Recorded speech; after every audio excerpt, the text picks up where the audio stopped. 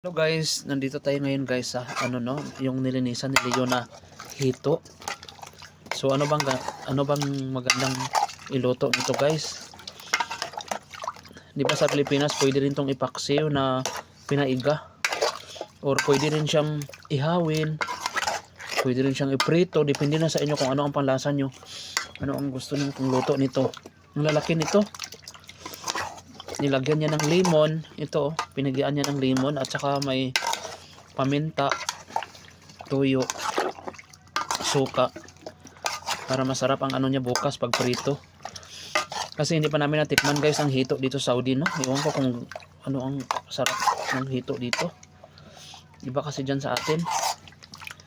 Lalaking hito nito.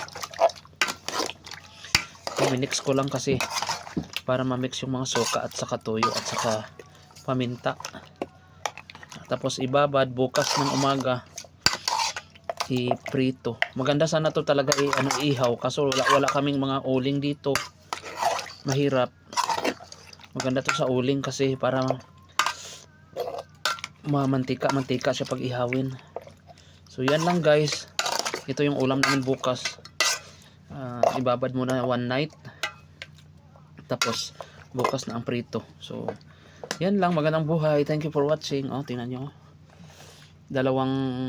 Tatlong hito to guys. Lalaki ng ulo. Yan ang ulo Lalaki ng ulo. Laki ng ulo. Iwan ko saan to nakuha nila. Binigay lang to ng isang Pilipino sa amin, no?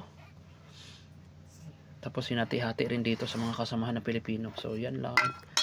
Magandang buhay. Thank you for watching.